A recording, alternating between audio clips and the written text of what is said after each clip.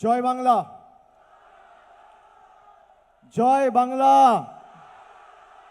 দুহাত তুলে গলায় যত আওয়াজ আছে, যত জোর আছে, জয় বাংলা, জয় বাংলা, জয় বাংলা। সভামঞ্চে উপবিষ্ট প্রত্যেককে আমাদের সভামঞ্চে একাধিক জনপ্রতিনিধি, দলীয় পদাধিকারী, পঞ্চায়েত স্তর থেকে শুরু করে সাংসদ সবাই রয়েছেন। আজকের সভার উদ্যোক্তা এবং মূল অনুষ্ঠাতা বা অনুসূচক মথুরাপুর সাংগঠনিক জেলা, সুন্দরবন সাংগঠনিক জেলা তৃণমূল কংগ্রেসের চেয়ারম্যান, সভাপতি বাপি সহ প্রত্যেক বিধায়ক যারা রয়েছেন, দলীয় পদাধিকারী যারা রয়েছেন, আমি প্রত্যেককে আমার অন্তরের অন্তঃস্থল থেকে ধন্যবাদ, কৃতজ্ঞতা এবং প্রণাম জানাচ্ছি। একে একে আমি সবার নাম বলতে পারলে খুশি হতাম, কিন্তু যে জনতা জনার্দন আমাদের ভালোবেসে নিজেদের ভোটাধিকার প্রয়োগ করে কাউকে সাংসদ করেছেন, বিধায়ক করেছেন, পঞ্চায়েতে জিতিয়েছেন, জেলা পরিষদে জিতিয়েছেন, তাদেরকে বসিয়ে রেখে এক এক করে নাম নেওয়ার ধৃষ্টতা আমার নেই। আমি একযোগে সবাইকে আমার কৃতজ্ঞতা জানাচ্ছি, আমার ধন্যবাদ জানাচ্ছি। আপনারা জানেন আজকে আন্তর্জাতিক মহিলা দিবস, 8ই মার্চ। আমাদের রাজ্যের মুখ্যমন্ত্রী যেমন একজন মহিলা, রাজ্যের মুখ্য সচিব যেমন একজন মহিলা, রাজ্যের অর্থমন্ত্রী যেমন একজন মহিলা, রাজ্যের শিল্পমন্ত্রী যেমন একজন মহিলা, এই জেলাতেও দুটো লোকসভা কেন্দ্রে মমতা বন্দ্যোপাধ্যায় দুজন মহিলাকে নির্বাচিত করে সংসদে পাঠিয়েছে, দক্ষিণ 24 পরগনা মানুষের আশীর্বাদকে পাথেয় করে। প্রতিমা মণ্ডল, সায়নী ঘোষ, 4 জন সাংসদের মধ্যে 2 জন সাংসদ মহিলা, জেলা পরিষদের সভাধিপতি মহিলা, একাধিক পঞ্চায়েত, গ্রাম পঞ্চায়েত উপপ্রধান, প্রধান মহিলা। আর যে সংখ্যায় আজকে মায়েদের উপস্থিতি, বোনেদের, দিদিদের উপস্থিতি আমি লক্ষ্য করছি, আমি আন্তর্জাতিক মহিলা দিবসে সবাইকে, প্রত্যেক মায়েদের, বোনেদের, দিদিদের আপনাদের কৃতজ্ঞতা জ্ঞাপন করছি, ধন্যবাদ জানাচ্ছি আজকে সশরীরে এই দিনটায় আমাদের সবাই উপস্থিত থাকার জন্য। না জাগিলে ললনা এই বিশ্ব জাগে না। নারী শক্তি, মাতৃশক্তি যদি কারোর সাথে থাকে, তাকে কোনোদিন কেউ হারাতে পারে না। আমাদের রাজ্যের মুখ্যমন্ত্রী আজকে 3য় দিন তিনি কলকাতার রাজপথে ধর্নায় বসেছেন সাধারণ মানুষের ভোটাধিকারের স্বার্থে। আপনারা জানেন আজকে এই যে সভা আমরা মথুরাপুরে করছি, মন্দিরবাজার বিধানসভা, মথুরাপুর 1 নম্বর ব্লক, এই মাঠে, এই জায়গায়, একই মাঠে আজ থেকে 5 দিন আগে দেশের স্বরাষ্ট্রমন্ত্রী সভা করেছিলেন। তার বক্তব্য আমি শুনেছি। তিনি 30 মিনিট বক্তব্য রেখেছেন। আমি অত্যন্ত কৌতূহল নিয়ে দেখছিলাম। সংবাদ মাধ্যমের যারা উপস্থিত ছিল তারা একবারও মাঠের ছবিটা দেখাচ্ছে না, 30 মিনিট ধরে খালি স্বরাষ্ট্রমন্ত্রীর মুখটা দেখিয়ে গেছে। তার কারণ মাঠের যা পরিস্থিতি ছিল আর এদের পরিবর্তন যাত্রায় যা ভিড় হচ্ছে, একটা গ্রামে যদি জেসিবি দিয়ে মাটি কাটা হয় সেটা দেখতে তার থেকে বেশি লোক জড়ো হবে। চায়ের দোকানে সকালে আড্ডা মারতে বেশি লোক জড়ো হবে। আমি আজ সংবাদ মাধ্যমের বন্ধুদের বলবো, আমার মুখটা না দেখিয়ে মাঠের ছবিটা আগামী 20-25 মিনিট দেখাবেন। 4 দিনের ব্যবধানে তৃণমূল কংগ্রেস সভা করেছে, ট্রেলারটা দেখালাম। সিনেমাটা মে মাসে বুঝবেন, যেদিন ফল বেরোবে। তিনি সভা করতে এসে একাধিক তথ্য পরিসংখ্যান রেখেছেন আপনাদের সামনে। আমি আজকে পাল্টা কিছু তথ্য পরিসংখ্যান নিয়ে এসেছি। আমি এই পরিসংখ্যান যে নিয়ে এসেছি আপনাদের কাছে, এই পরিসংখ্যান আমার নয়, আমাদের সরকারের নয়, মমতা ব্যানার্জি সরকারের নয়। এই পরিসংখ্যান কেন্দ্রের স্বরাষ্ট্র মন্ত্রকের পরিসংখ্যান। আমি এক এক করে এবার আপনাদের বলি।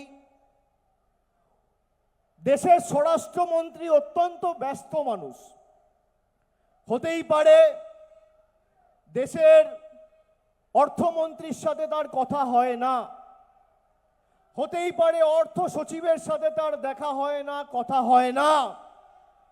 দেশের আর্থিক কি দুরবস্থা এবং পরিস্থিতি স্বরাষ্ট্রমন্ত্রী হয়তো জানেন না, কিন্তু আমি আপনাদের বলি, তিনি 2 তারিখ সভা করে বলেছেন যে বাংলার ঋণের পরিসংখ্যান হচ্ছে 8 লক্ষ কোটি টাকা। আর কোনো বাচ্চা যদি, শিশু যদি বাংলায় জন্মায়, এটা ভালো করে সবাই শুনবে, কোনো শিশু যদি বাংলায় জন্মায়, তার মাথার উপর 77,000 টাকার ঋণ নিয়ে এসে জন্মাচ্ছে। তিনি বলেছেন। এবার আমি আপনাদের আসল তথ্য দিচ্ছি, শুনুন। বাংলার ঋণ বলছে 8 লক্ষ কোটি টাকা।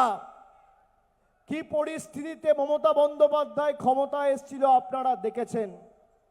বাংলার মানুষকে মমতা বন্দ্যোপাধ্যায় কেন্দ্রের বঞ্চনা ছাড়াও একাধিক উন্নয়নমূলক প্রকল্প ডাইরেক্ট ব্যাংক ট্রান্সফার করে তাদের অ্যাকাউন্টে পৌঁছেছে।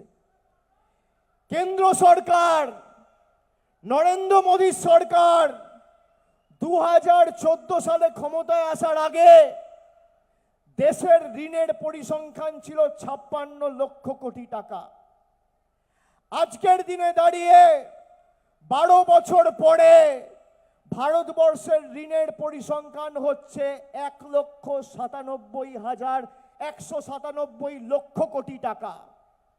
197 লক্ষ কোটি টাকা।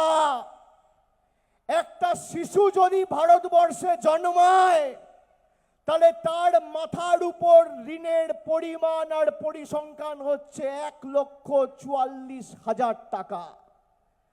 এর দায় একমাত্র নরেন্দ্র মোদী আর অমিত শাহের। আর আমার পরিসংখ্যান যদি মিথ্যে হয়, আমার বিরুদ্ধে মিথ্যে মামলা করে নরেন্দ্র মোদী সরকার প্রমাণ করুক কে সত্যি কথা বলছে, কে মিথ্যে কথা বলছে। এ তো সবে শুরু, দাঁড়ান, এখনো অনেক আছে। উনি বলেছেন বাংলায় মহিলাদের সুরক্ষা নেই, তারা নাকি সোনার বাংলা করবে, আইন শৃঙ্খলা উন্নত করবে। এবার আমি আপনাদের ছোট্ট কয়েকটা উদাহরণ দিই।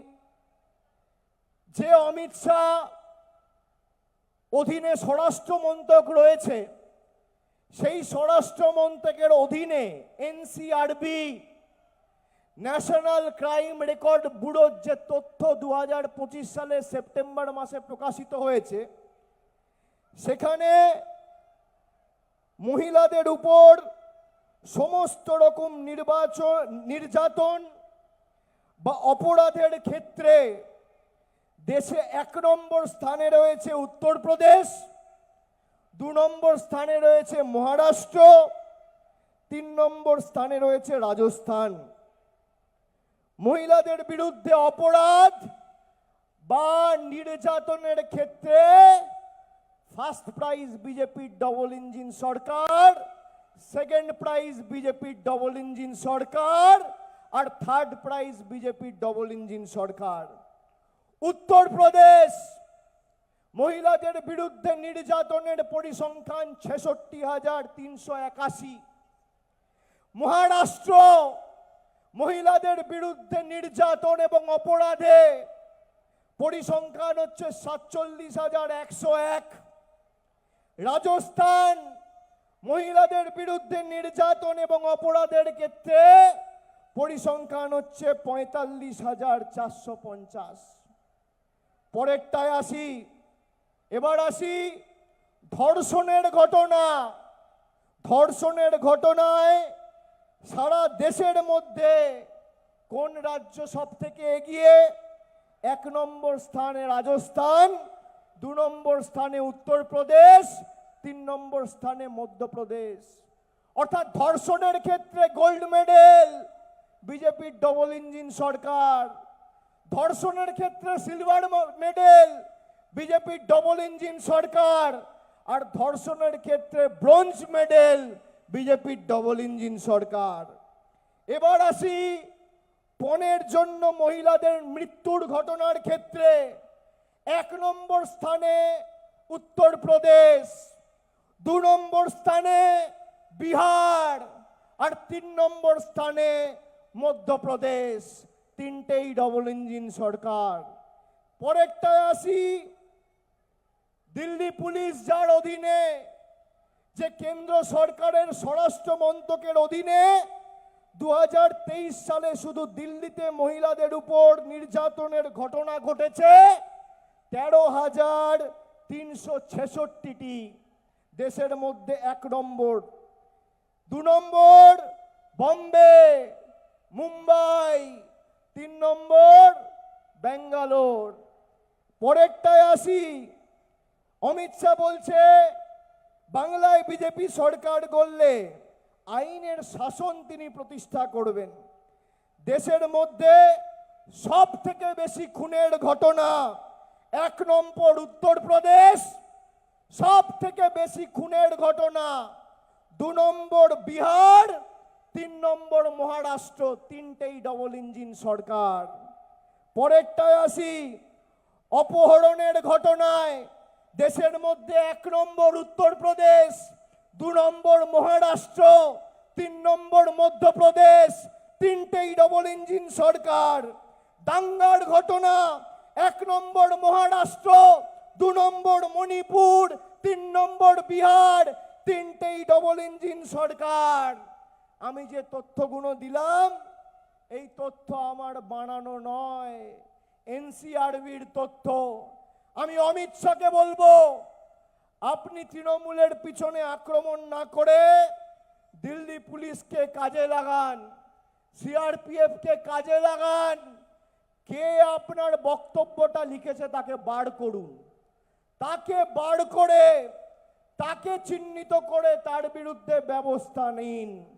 আর যদি ভালো স্পিচ রাইটার না পান এখান থেকে আমরা ধার করে পাঠিয়ে দেব। আপনি যে কথাগুলো বলেছেন প্রত্যেকটা কথা মিথ্যে। আমি যে তথ্যগুলো দিলাম এই তথ্য আপনারা শুনেছেন।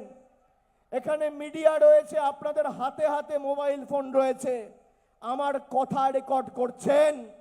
অমিত শাহকে বলবো আপনি চ্যালেঞ্জ নিন যে আপনার বিজেপির ডবল ইঞ্জিন সরকারে মানুষের জন্য একটা রাজ্যে আপনি উদাহরণস্বরূপ যদি আমাকে দেখাতে পারেন মমতা বন্দ্যোপাধ্যায়ের সিকিভাগ কাজ করেছে, আমি রাজনীতির আঙিনায় পা রাখবো না।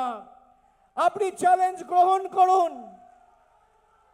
আপনি জায়গা ঠিক করুন, আপনি সময় ঠিক করুন। একদিকে আপনি থাকবেন, একদিকে আমি থাকবো।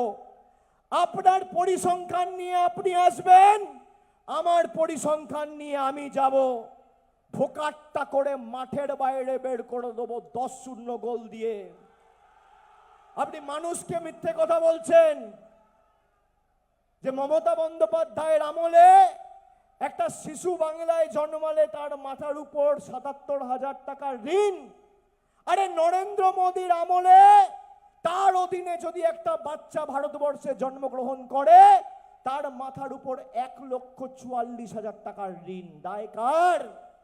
আমাকে মিথ্যা প্রমাণ করুন, নইলে এই মাঠে এসে মথুরাপুরের মানুষের কাছে নিঃশর্ত ক্ষমা চান। হয় আমায় মিথ্যা প্রমাণ করুন, নইলে ক্ষমা চান। আর মানুষ আগামী দিন আপনাদের জবাব দেবে। এতদিন কোথায় ছিলেন? এখানে এসে 2020 সালে 2021-এর নির্বাচনের প্রাক্কালে বলেছিল সুন্দরবনকে আমরা আলাদা করে জেলা করে 2 লক্ষ কোটি টাকা দেবো। মনে আছে? মনে আছে? 2 পয়সা দিয়েছে? 2 পয়সা দিয়েছে? তিনি সভা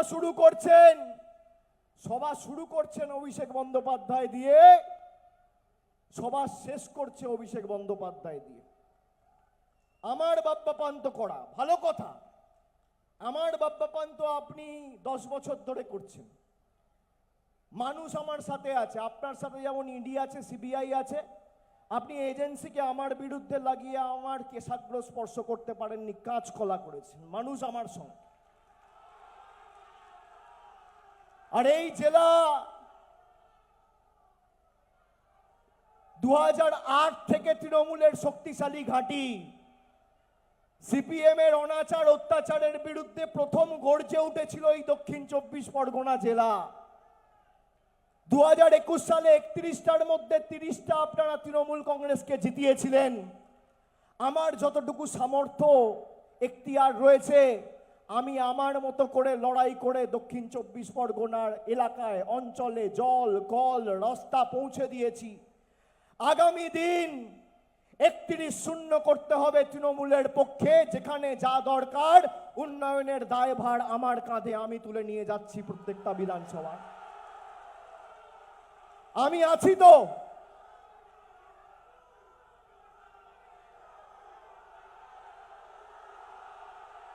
আপনারা ঐক্যবদ্ধ হয়ে লড়াই করুন।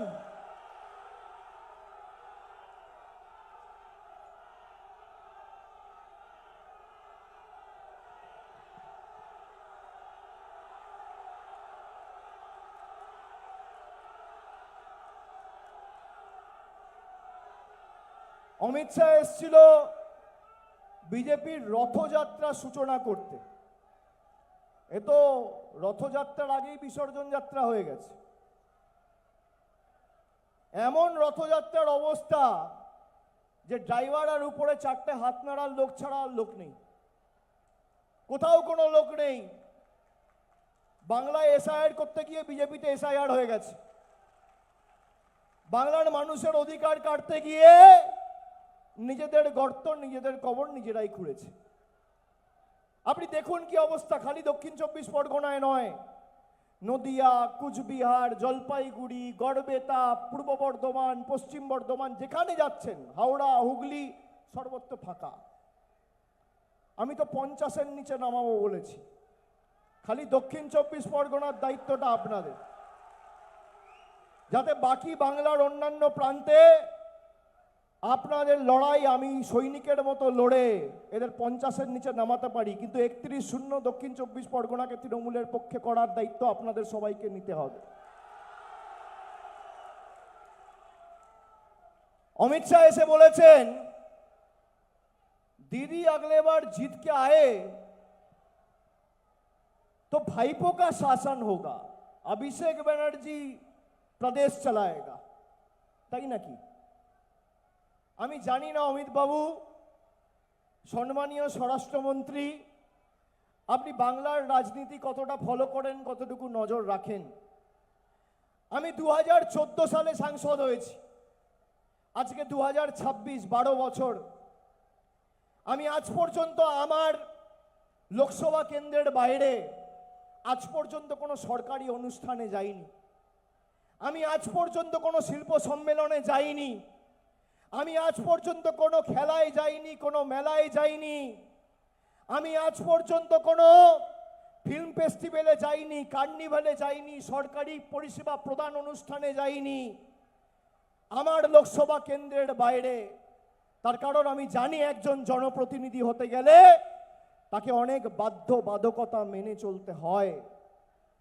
আমি একবার নয়, দুবার নয়, তিনবার নয়, মানুষের সামনে অগ্নি পরীক্ষা দিয়ে একবার ৭১,০০০, একবার ৩,২২,০০০ আর একবার ৭,১১,০০০ ভোটে জিতেছি। আমি জানতে চাই, অমিত শাহ, আপনার ছেলে কোন অগ্নি পরীক্ষার দিয়ে আইসিসির প্রেসিডেন্ট হয়েছে? মানুষকে বলুন, কোন অগ্নি পরীক্ষা দিয়েছে? BCCI secretary? আপনার দলের লোকেরা, সৌরভ গঙ্গোপাধ্যায়, বাংলার গর্ব, বাঙালির গর্ব, তাকে দালাল বলছে। আপনার ছেলে কোন অধিকারে, কোন অগ্নি পরীক্ষা দিয়ে ইন্টারন্যাশনাল ক্রিকেট কাউন্সিলের সভাপতি হয়েছে? আমার লড়াই বাংলার মানুষ দেখেছে। প্রধানমন্ত্রী সভা করে এসে এখানে থ্রেট দিয়ে গেছিল, বলেছিল ভাইপোকে জেলের ভাত খাওয়াবো, পার্টি অফিস বন্ধ করে দেবো। আমতলায় তৃণমূলের পার্টি অফিসে জোড়া ফুলের পতাকা আজও পথ পথ করে উঠছে, বিজেপির ঝান্ডা ধরার লোক দক্ষিণ ২৪ পরগনায় নেই। আপনার যদি বুকের পাটা থাকে, আপনি আসুন মথুরাপুর জেলায়। একদিকে আপনি থাকবেন, একদিকে আমি থাকবো। আপনি আপনার রিপোর্ট কার্ড নিয়ে আসবেন, আমি আমার রিপোর্ট কার্ড নিয়ে আসব।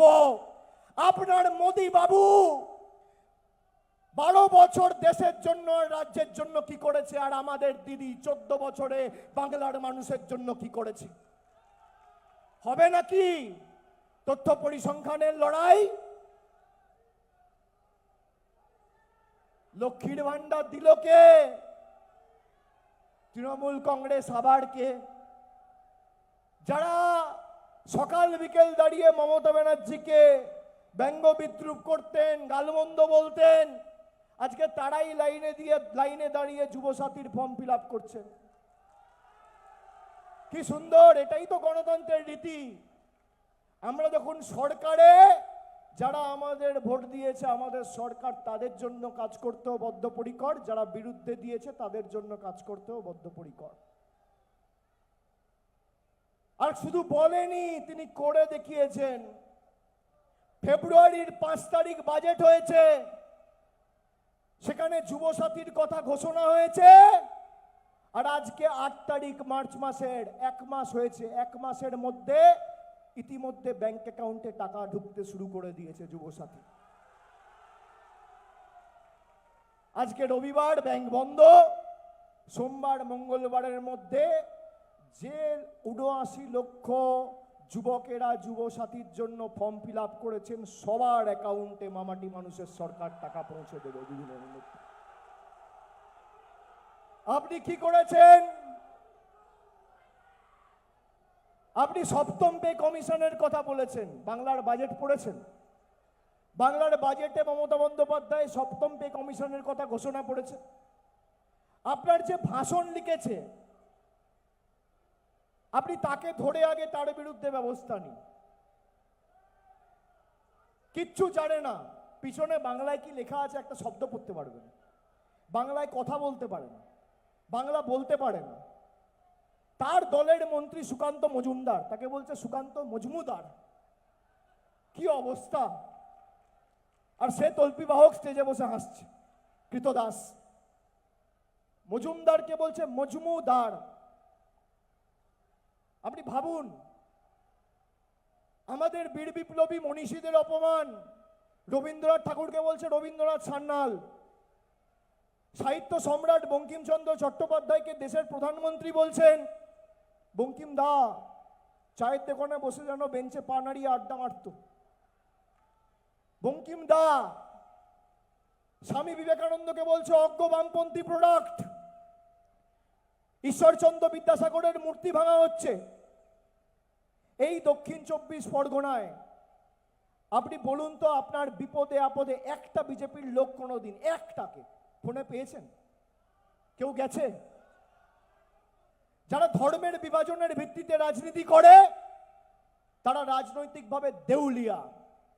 তাদের হাতে রাজনীতি করার অস্ত্র নেই। রাজনীতির অস্ত্র হচ্ছে কর্মসংস্থান, বাসস্থান, জল, কল, রাস্তা, লক্ষ্মীর ভান্ডার।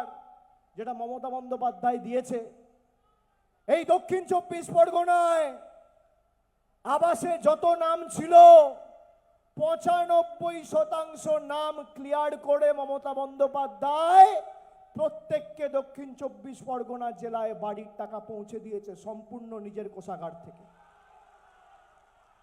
সে জয়নগরের হতে পারে, সে রায়দিঘির হতে পারে, সে নামখানার হতে পারে, পাথর প্রতিমার হতে পারে, মগরাহাটের হতে পারে, বজবজের হতে পারে, ক্যানিং এর হতে পারে। প্রত্যেকটা জায়গা থেকে যারা এক বুক আশা আকাঙ্ক্ষা নিয়ে 3, 4, 5 বছর ধরে ফর্ম ফিল আপ করে বাড়ির জন্য অ্যাপ্লাই করেছিল, কেন্দ্র সরকার এদের টাকা আটকে রেখেছিল। আমাদের রাজ্য সরকার সম্পূর্ণভাবে নিজেদের কোষাগার থেকে কেন্দ্রের কোনো সাহায্য ছাড়া বাংলা জুড়ে প্রায় 34 লক্ষ প্রকৃত প্রাপকদের বাড়ির টাকা 1,20,000 টাকা পৌঁছে দিয়েছে। আপনি আসুন, লড়ুন তৃণমূলের সাথে। পরিবর্তন চাই তাই নাকি বিজেপি চাই না, কি বলেছে তারা? পাল্টানো দরকার বিজেপি সরকার। তৃণমূলকে আর বাংলার মানুষকে পাল্টাতে পাল্টাতে আপনারাই পাল্টে যাচ্ছেন। খেলায় না পড়লে বেড়াল গাছে ওঠে না। আগে জয় শ্রীরাম বলে সভা শুরু করতে হতো, এখন জয় মা দুর্গা বলে শুরু করতে হচ্ছে। পাল্টাচ্ছেন আপনারা, বাংলার মানুষকে আপনারা পাল্টাবেন। যে বাংলার নবজাগরণে, স্বাধীনতা আন্দোলনে পথ দেখিয়েছিল, সেই বাংলাকে আপনারা পাল্টাবেন। বহিরাগত জমিদার জুমলাবাজ দাঙ্গাবাজরা এসে বাংলা পাল্টাবে? আপনারা বাংলার মানুষকে ভাতে মারতে চেয়েছেন। আপনারা বাড়ির টাকা বন্ধ করেছেন, মমতা ব্যানার্জি দিয়েছে। আপনারা জলের টাকা বন্ধ করেছেন, আমরা দিয়েছি। আপনারা গরিব মানুষের 100 দিনের টাকা বন্ধ করেছেন, আমাদের সরকার দিয়েছে। এই যে লক্ষ্মীর ভান্ডারের টাকা ক পয়সা দিয়েছেন গত 5 বছরে? 10 পয়সা দিয়েছে লক্ষ্মীর ভান্ডারে, প্রমাণ করতে পারবেন? প্রতি বছর 30,000 কোটি টাকা খরচা করে আমাদের সরকার লক্ষ্মীর ভান্ডার দেয়। দেশের এমনই দুর্ভাগ্য, রাষ্ট্রপতি পদ সব কিছুর ঊর্ধ্বে, রাজনীতির অনেক ঊর্ধ্বে, রাষ্ট্রপতির পদটাকেও এরা ছাড়লো না। গতকাল রাষ্ট্রপতিকেও রাজনৈতিক আক্রমণ করিয়েছে মমতা বন্দ্যোপাধ্যায়ের সরকারকে। আমি আপনাদের খালি একটা ছবি দেখাবো। তারা বলেছেন আমাদের সরকার নাকি রাষ্ট্রপতিকে অপমান করেছেন। কেন? মমতা বন্দ্যোপাধ্যায় ধর্নায় সাধারণ মানুষের স্বার্থে লড়াই করছেন, তিনি রাষ্ট্রপতিকে রিসিভ করতে যাননি। এই ছবিটা চালাও তো, এই ছবিটা দেখুন তো, কে দাঁড়িয়ে আর কে বসে, কে দাঁড়িয়ে আর কে বসে। দেশের প্রধানমন্ত্রীকে, রাষ্ট্রপতিকে আপনি দেখুন। প্রধানমন্ত্রী বসে, রাষ্ট্রপতি দাঁড়িয়ে। আমরা নাকি রাষ্ট্রপতির অপমান করছি। দেখেছেন ছবিটা? সবাই দেখেছেন? কে দাঁড়িয়ে, কে দাঁড়িয়ে? আপনারা বলবেন রাষ্ট্রপতি, আর আমি জিজ্ঞেস করবো কে বসে, বলবেন মোদি। তাই তো, ছবিতে তো তাই দেখাচ্ছে। এই ছবি তো পিআইবি পোস্ট করেছিল, আমার তৈরি করা ছবি না। কে দাঁড়িয়ে, কে দাঁড়িয়ে আর কে বসে? রাষ্ট্রপতির অপমান কে করছে? রাষ্ট্রপতির অপমান কে করছে? দেশের অপমান কে করছে? বাঙালির অপমান কে করছে? বাংলার অপমান কে করছে? বাংলার মানুষকে শাস্তি কে দিচ্ছে? আপনারা দেখুন, ছবি দেখালাম। যখন মণিপুরে প্রায় 3 বছর ধরে আগুন জ্বলেছে, একের পর এক জনজাতি মূলবাসীদের উপর অত্যাচার হয়েছে, রাষ্ট্রপতির থেকে আমরা কোনো কিছু শুনতে পাইনি। যখন রাম মন্দির উদ্ঘাটন হয়েছে, একজন তপশিলি সম্প্রদায়ের মহিলা, জনজাতি মহিলা বলে রাষ্ট্রপতিকে উদ্বোধনী অনুষ্ঠানে আমন্ত্রণ জানানো হয়নি। যখন দেশের নতুন পার্লামেন্ট উদ্বোধন হয়েছে, রাষ্ট্রপতিকে একটা আমন্ত্রণ পর্যন্ত জানানো হয়নি। এগুলো মানুষ ভুলে গেছে। দেশের সেনাবাহিনী, ইন্ডিয়ার আর্মড ফোর্সের সুপ্রিম কমান্ডার হচ্ছে প্রেসিডেন্ট অফ ইন্ডিয়া। ভারতবর্ষের সাথে পাকিস্তানের যুদ্ধ হচ্ছে, লড়াই হচ্ছে। যুদ্ধ কখন শুরু হবে আর যুদ্ধ কখন শেষ হবে নির্ভর করে রাষ্ট্রপতি কি আদেশ দিচ্ছে তার উপর। যুদ্ধ শেষ হচ্ছে, আমেরিকার প্রেসিডেন্ট ঘোষণা করছে, তারপর আর রাষ্ট্রপতি চুপ। আমি নয়, জম্মু কাশ্মীরের তৎকালীন যিনি রাজ্যপাল ছিলেন সত্যপাল মালিক, তিনি সাক্ষাৎকার দিতে গিয়ে বলেছেন যে রাষ্ট্রপতি ঠিক করে না রাষ্ট্রপতি কার সাথে দেখা করবে, প্রধানমন্ত্রী সচিবালয় থেকে তালিকা যায় আপনি কার সাথে দেখা করবেন, কখন কিভাবে কার সাথে বসবেন। সে আজকে বেঁচে নেই, আমাদের মধ্যে নেই, কিন্তু সত্যপাল মালিকের সেই বক্তব্য কিন্তু আপনারা ইউটিউবে গেলে আজও পাবেন। আমি বলছি না, বিজেপি যাকে রাজ্যপাল করে জম্মু কাশ্মীরে পাঠিয়েছিল সেই ভদ্রলোক বলছে, আর অমিত শাহ এসে আমাদের জ্ঞান দেবে। আমাদের যে বুথে যেখানে যা দুর্বলতা রয়েছে কাঁধে কাঁধ মিলিয়ে এখন থেকে লড়াই প্রস্তুত করুন, সময় নেই। আমরা 4 মাস ধরে তৃণমূলের বিএলএ টুরা অক্লান্ত পরিশ্রম করে এসআইআরে খেটেছে, আমি স্যালুট জানাই সবাইকে, কুর্নিশ জানাই। আপনারা না থাকলে আজকে অনেক বাঙালি আরো ক্ষতিগ্রস্ত হতো, তাদের হয়রানির শিকার হতে হতো। কিন্তু যেভাবে আপনারা লড়াই করেছেন আপনাদের কুর্নিশ জানাই। কিন্তু আর 2 মাস লড়াই, 2 মাস 50 দিন, আর যেখানে আমাকে যেতে বলবেন আপনার সাথে কাঁধে কাঁধ মিলিয়ে আমি লড়বো, আমি আছি। বুথ চিহ্নিত করুন, অঞ্চল চিহ্নিত করুন, তালিকা তৈরি রাখুন, অঞ্চলে যা লাগবে তালিকা তৈরি করে করে আমার কাছে পাঠাবেন। আমার অফিস থেকে অঞ্চল নেতৃত্বের সাথে সরাসরি যোগাযোগ রয়েছে, আপনারা জানেন। প্রত্যেকটা গ্রাম পঞ্চায়েত মেম্বার, প্রধান, গ্রাম সভার উপপ্রধান, অঞ্চল সভাপতি, টাউনের কাউন্সিলর সরাসরি আমার অফিসের সাথে যোগাযোগে রয়েছেন।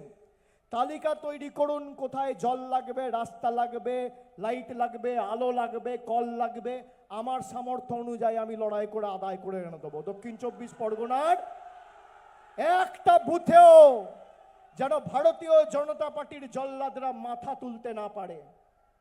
যারা বাঙালিকে নিপীড়িত, বঞ্চিত, শোষিত, অত্যাচারিত করেছে 5 বছর ধরে, ধারাবাহিকভাবে বোতাম টিপব, টাকা বন্ধ, রিমোট কন্ট্রোলের মতো বাঙালিকে চালিয়েছ। আগামী দিন জবাবটা বোতামের মাধ্যমে দিতে হবে। দিল্লি থেকে যারা রিমোট কন্ট্রোলের বোতাম টিপেছে তাদের জবাবটা ইভিএম এর বোতাম টিপে লাইনে দাঁড়িয়ে আপনাদের দিতে হবে। যেদিন ভোট বাক্স খুলবে সেদিন যেন পদ্ম ফুলের নেতারা চোখে সর্ষে ফুল দেখে। আর বাকিটা আমরা সবাই আছি, লড়ে নেব। বলেছিল তো লজিক্যাল ডিসক্রিপেন্সি লিস্ট করবো না, করতে তো হলো। তৃণমূল যেমন মাঠে ময়দানেও লড়তে জানে, তৃণমূল পার্লামেন্টেও লড়তে জানে, তৃণমূল সুপ্রিম কোর্টেও লড়তে জানে। তোমার কাছে সব আছে। মোদি বাবু, অমিত শাহ বাবু, বিজেপির একাধিক কেন্দ্রীয় মন্ত্রী, বিজেপির একাধিক মুখ্যমন্ত্রী, ED, election commission, NIA, income tax, আধা সামরিক বাহিনী, সংবাদ মাধ্যম, গদি মিডিয়া, বিচার ব্যবস্থার বন্ধুরা, সব তোমাদের।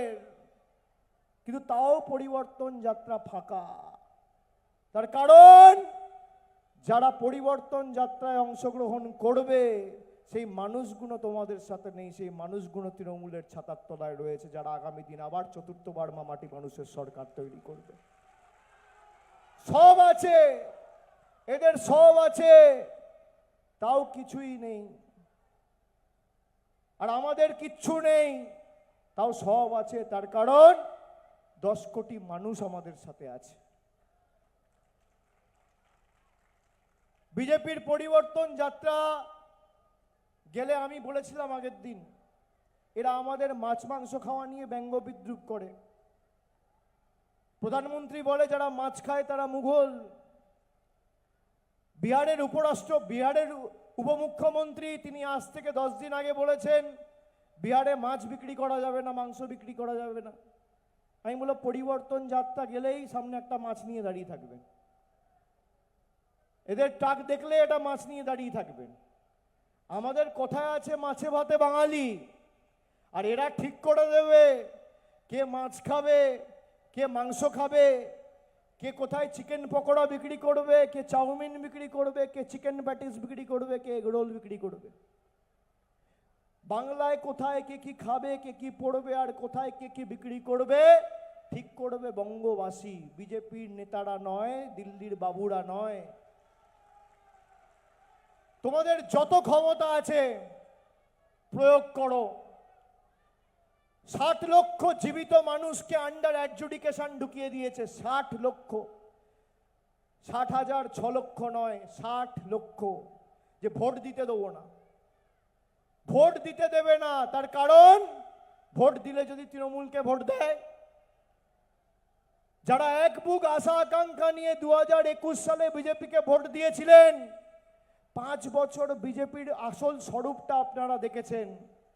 এজেন্ট নেতারা বলেছে আমরা বলে 100 দিনের টাকা বন্ধ করেছি, এদের নেতারা বলেছে আমরা বলে গরিব মানুষের জলের টাকা, রাস্তার টাকা, বাড়ির টাকা বন্ধ করেছি। এদের রাজনৈতিক ভবিষ্যৎ আগামী দিন আমাদের অন্ধকার করে দিতে হবে গণতান্ত্রিকভাবে জবাব দিয়ে। যারা হিন্দু ধর্মের ধারক বাহক বলে নিজেদের দাবি করে, আপনি এদের জিজ্ঞেস করুন তো, বলে বাংলায় দুর্গাপুজো হয় না। বাংলায় দুর্গাপুজো না হলে ইউনেস্কো দুর্গাপুজোকে আন্তর্জাতিক স্বীকৃতি দেয় কিভাবে? বাংলায় দুর্গাপুজো না হলে সারা কলকাতা রাজ্য পুজোর 6টা দিন 10টা দিন আলোকিত হয় কি করে? আমরা বৈচিত্র্যের মধ্যে একতার মূল মন্ত্রে বিশ্বাস করি। আমরা নানা ভাষা, নানা মত, নানা পরিধানের নীতিতে বিশ্বাস করি। আমরা বিশ্বাস করি জীব সেবাই শিব সেবা। যারা ধর্মের কথা বলে, আমি একজন হিন্দু, এরা গীতা পাঠ অনুষ্ঠানে একজন নিরীহ যুবক চিকেন প্যাটিস বিক্রি করবে বলে তাকে মেরেছিল। হিন্দু ধর্মের কারা আছেন মায়েরা, ভাইরা একটু হাত তুলুন তো, হিন্দুরা একটু হাত তুলুন।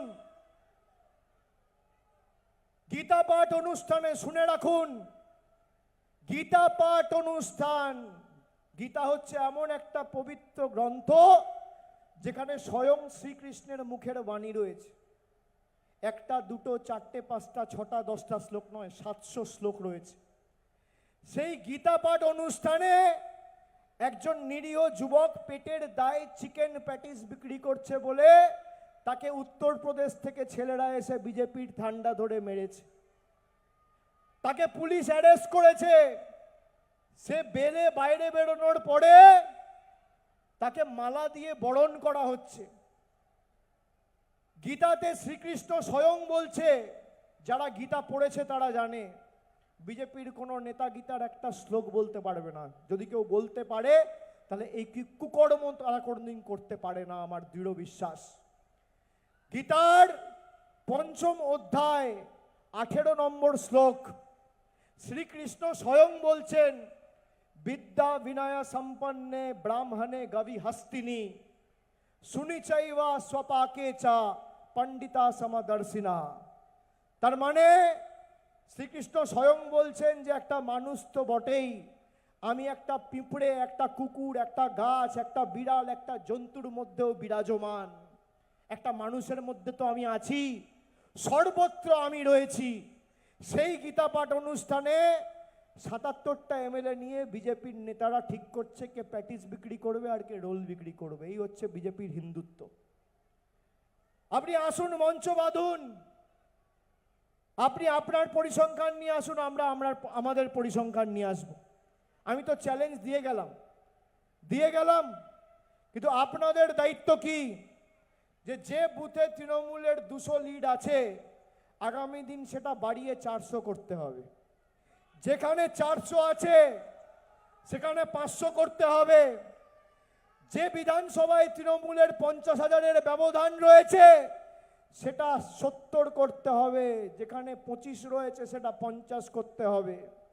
দক্ষিণ 24 পরগনায় এমন অনেক বিধানসভা রয়েছে যেখানে আমরা লোকসভার ফলের নিরিখে প্রায় 1 লক্ষের ব্যবধানে এগিয়ে আছি, সেখানে 10টা ভোট হলেও বাড়াতে হবে। এই হচ্ছে আমাদের আজকে সবার অঙ্গীকার, এই হচ্ছে আমাদের আজকে সবার শপথ।